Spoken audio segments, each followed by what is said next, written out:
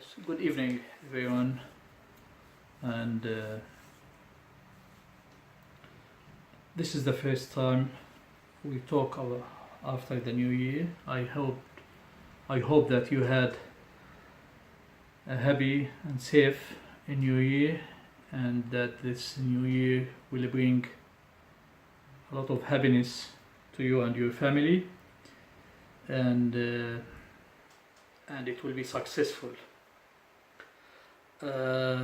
I'm sick today. For the last few days there was a virus around, and I was struck with one of these bad viruses, so I will talk only for 5 to 10 minutes, and it will be about from today until the 23rd of March. I will talk only about the next state election in New South Wales and why we should vote against the Labour. Today I will just give some information, some examples, and from the next week I will elaborate about these examples. We'll explain each example in details and explain how the extremists, mainly ISIS and Al-Qaeda supporters, infiltrated in New South Wales Labour heavily, and how dangerous for all of us to vote for the Labour in the next state election. Of course, I am talking about the Labour. I'm not talking about I'm talking about the state Labour. It's not about the federal Labour, and I will talk later on about what's the difference. Why at the state level we will ask people not to vote for the Labour, but at the federal level we will ask everyone to vote in numbers against the Liberals, and I will elaborate about this later on. But first I will just give some examples about how the extremists had infiltrated Labour heavily, to the point that at the moment they secured many positions inside the Labour, including members of parliament, members of council, and officials in the Labour New South Wales. The first example, I will give 2-3 examples, and in the next few weeks I will give more details and more evidence and more documents and what will be the impact if we elect Labour for the New South Wales government. But now I will just give an examples about how all the signs that there are heavy infiltration of extremists inside Labour, and this is very dangerous. On the 30th of December 2014, as you can see, there was a news about an Australian ISIS fighter. Please remember, this is an ISIS fighter. It's not about the moderate rebels or the Free Syria Army or so. It is an ISIS fighter who was killed in Syria. His name was Ahmad al-Ghazawi. He traveled to Mecca to Hajj, and from Hajj he went to fight in Syria, and he was killed there. This is not new, so the news is not very surprising for us. We know that hundreds of terrorists had been killed from Australia, had been killed in Syria and Iraq. What is important for us here is that at that time, on the 30th of December, a flow of tribute and condolences were posted on his family Facebook accounts, and this is normal. In fact, we got all information about the ISIS members, Australian ISIS members who were killed in Syria through the Facebook accounts of their families when they boasted about their death and the condolences. What surprised, shocked us that some of these people who posted condolences on these Facebook pages about this terrorist came from some Labour heavyweight, Labour members, especially one of the condolences. Allah yarhamu wa yaj'al mathwahu al-jannah means I hope that Allah will grant him the heaven. It came from Labour heavyweight Omar Jamal, and he was a Labour councillor on Parramatta Council, and he was one of these faction leaders in the area. At some stage he was fighting with the other heavyweight Laurie Ferguson about many issues and who will control the area.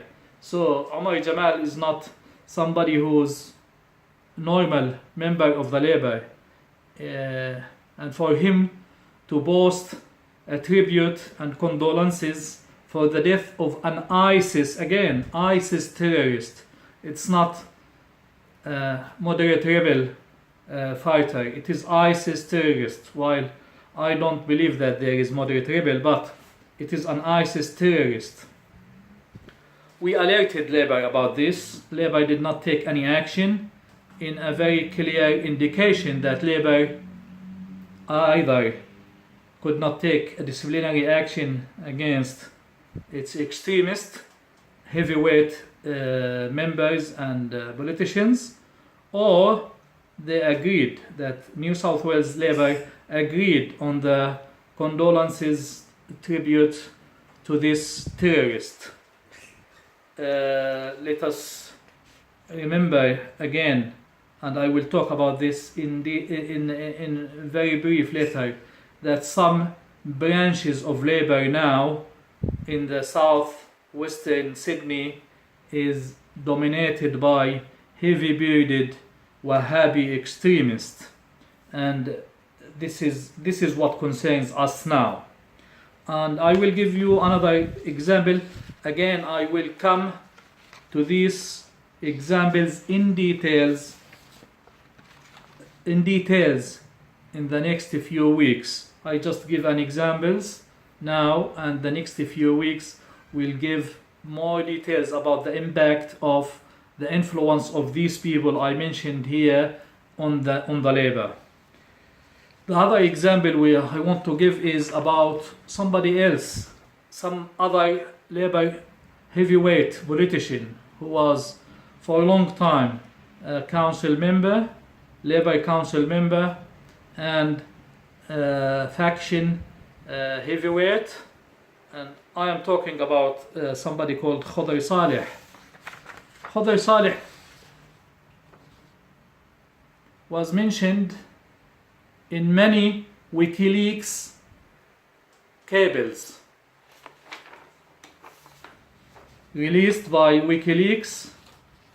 The WikiLeaks cable here says that the Saudi authorities consider Khodr Saleh to be its most effective, listen to me, and he was member of the parliament, member of the council for Labour, and at that time when this recommendation from the embassy was written to the Saudi government, it says here that Khodr Saleh was one of the most effective propaganda mouthpiece for Saudi Arabia,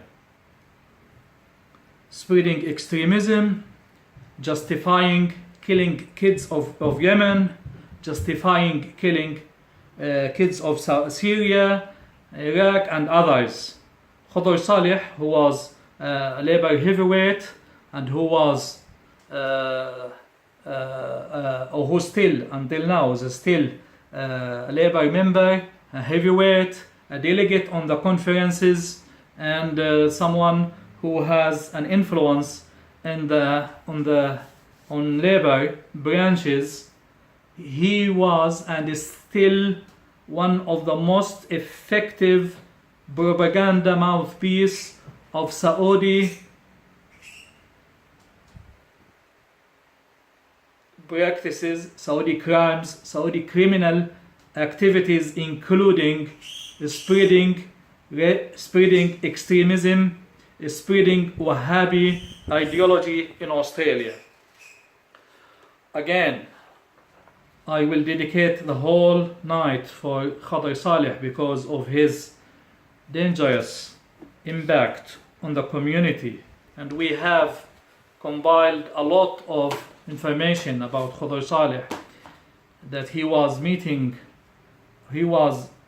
with people, encouraging them to donate for the Syrian rebels and to help the Syrian rebels. We have even information that he was offering some people who are pro-Syria to defect in return of interest, money and others. And here why we are very concerned about the New South Wales Labour. The examples doesn't stop. The examples do not stop.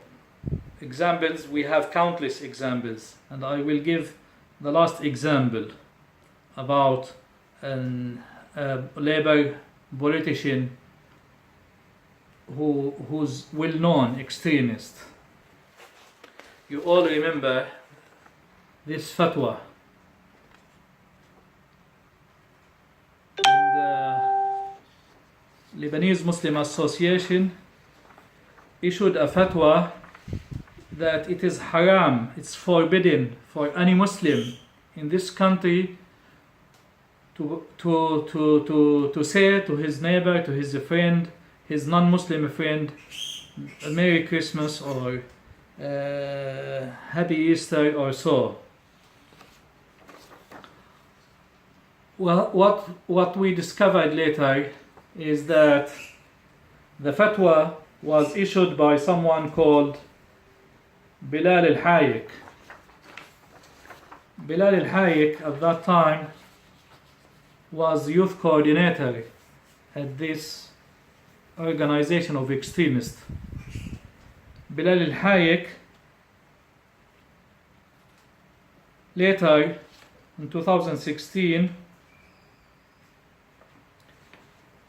ran as a Labour candidate in the council, in Bankstown Council, and he won. He's now serving as Labour councillor for Bankstown without telling us how Labour would approve such person who thinks that saying Merry Christmas is something bad or evil and should not happen. And it is very clear. What I always show is something documents. I did not discover or somebody did not leak to me. Some people leak to me some information, but this is public. That Bilal al-Hayek he posted the fatwa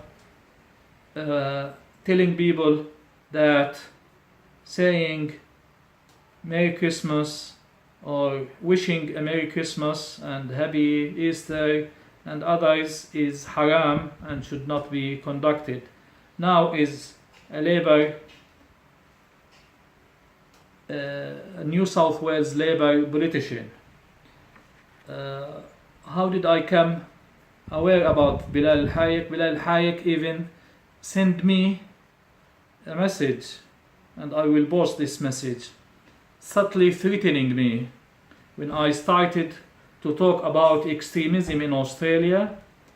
And it is related to the what's happening to Syria, and he was telling me to stop supporting the tyranny of the Assad regime, as they call, and that I bring shame on the community because I criticize ISIS and al-Nusra, you know. Again, I will not talk more than this. I will wrap up now by saying why we want people. By the way, this is not campaign. We're not campaigning. I am not running in this election. We're not running any candidate, and we're not cooperating or not coordinating with Liberals or with the other political party against the Labour. But we think that if the Labour wins New South Wales election, it will be a devastating result for the New South Wales resident. At the same time, we are saying that we differentiate between Labour, state Labour and federal Labour, and we want people to know that while we are telling them that we want them to vote the Labour last in the New South Wales election, we want them to vote Liberals last in the federal election. Why? Is this hypocrisy? This is paranoia? No. The federal level usually controls more sensitive issues. The federal level controls the defense issues, the immigration issues, our relations, the foreign relations, our relation with other countries, the harmony in the society, welfare system, how we look at the poor, how we want to help the poor people, the economy, the financial security of the residents, and so. And Liberal has failed miserably on this level. They destroyed the harmony in the society. They destroyed our relation with every nation around us. They destroyed the gap is very, very big now between the rich and poor. They targeted the poor people. They stopped the social services. They cut funding on the tertiary education. They destroyed our relation between each other. So the Liberal government at the federal level is an evil government that left Australia destroyed, and we want to see an end to this. At the state level, the Liberals can do this. The state level, they can build a road here or do something here, do something there. They don't have a lot of influence about issues that could change fundamentally the geopolitical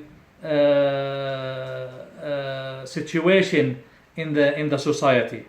I'm not saying that the state government is not effective or does not affect people's life, but it is not as big or as influential and as critical to the federal level. At the state level, the Labour for us is more dangerous because they are giving a very bad examples about Muslims. They're giving very bad pictures about Muslims. They are promoting the bad image about Muslims. They're promoting the extremist and extremism, and this will help the far right Nazi and the far right agenda indirectly, because the far right will come and say, here, look who's the politicians in the parliament, who's the Muslim politicians in the parliament, somebody who hates Christians, who doesn't believe in harmony, who doesn't believe in integration, who doesn't believe in Western value, who doesn't believe in humanity values. And we don't want to give this bad example. And we have even more warning that the next state election, if Labour wins, will constitute a precedent that someone was endorsed by ISIS supporters will be most likely a cabinet member. And I will talk about this in details. So the Labour has nothing to be proud of in the next election if they win or if they don't win. Until now, they don't have anything to be proud of. Or their candidates from the non-English speaking background are the wrong candidates, and they will not serve anyone and will not serve any cause. I will thank you for listening today. We will come back as usual from the next Thursday, talking in details about these examples and why we should vote against the Labour. We don't want a cabinet in the New South Wales that is affected or that is influenced by ISIS and ISIS supporters, or heavily influenced by the Saudi embassy and the Saudi money. This is why we will run a very serious